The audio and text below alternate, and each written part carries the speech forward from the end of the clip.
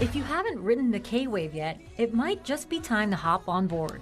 From critically acclaimed Korean movies like Parasite and Minari, a recent $2.5 billion investment on K-dramas by Netflix, to the demand for K-beauty and skincare, and the global phenomenon that is K-pop.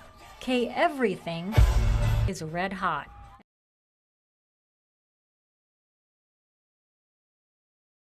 So let's look at the 3 most significant waves of Korean immigration to the US.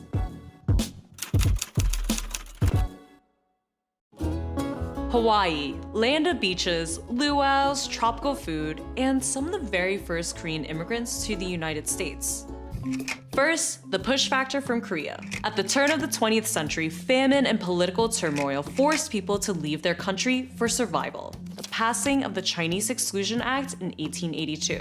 This was the first law that legally excluded a group of immigrants from the US solely based on nationality. The ripple effect of the Exclusion Act? A labor shortage, and these new Korean immigrants were tasked to fill that void.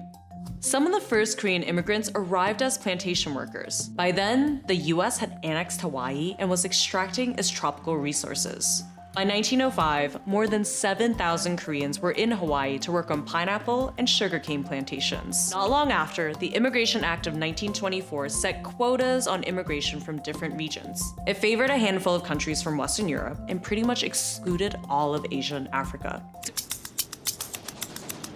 In 1950, the Korean War started. This was also called the Forgotten War in the US. Forgotten in part because it was overshadowed by big wars like World War II and the Vietnam War. But it certainly wasn't forgotten by Koreans. The second wave of Korean immigration is directly tied to this war. It was basically fought between the US-backed forces in the south and the Communist China-backed forces in the north. The war resulted in the peninsula being divided into today's North and South Koreas. They're women who marry American soldiers during a time of active service. The War Brides Act, which first came about during World War II, allowed these servicemen to bring their foreign wives, children, and adopted children to America.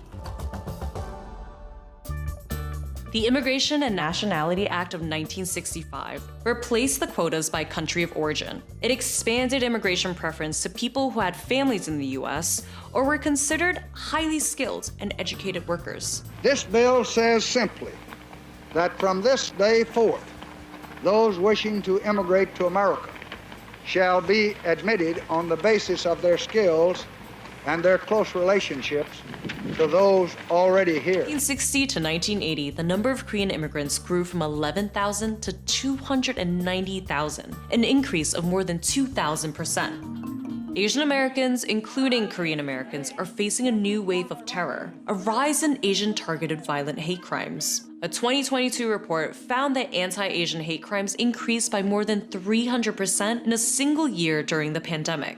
This fear-based violence is unfortunately reminiscent of an era leading up to the exclusionary immigration laws. But today, the Korean and Asian American community are coming together and demanding justice. Marina, California became a notable settlement area for Korean war brides due to the presence of Full Road, a U.S. Army post located nearby.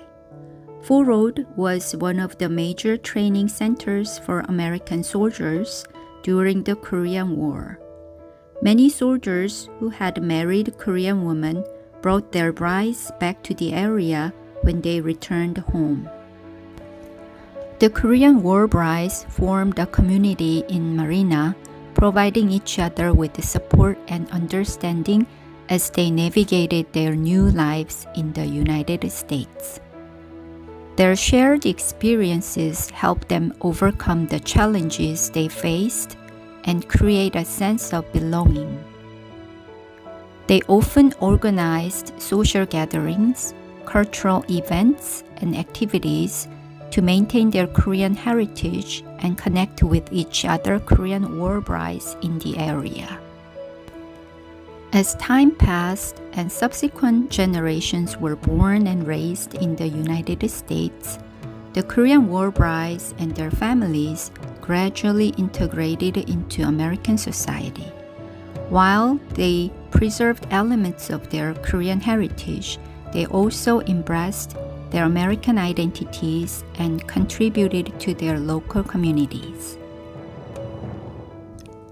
In addition to the Korean War brides, another group of Korean immigrants residing in Monterey are the Korean language teachers who teach at the Defense Language Institute, DLI.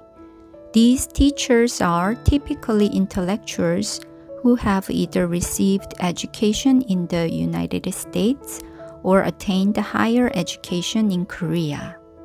Their role is to teach Korean language and culture to Americans, fostering understanding and promoting cultural exchange. Overall, both the Korean War brides and the Korean language teachers in Monterey have contributed to the cultural diversity and enrichment of the community, each in their unique way.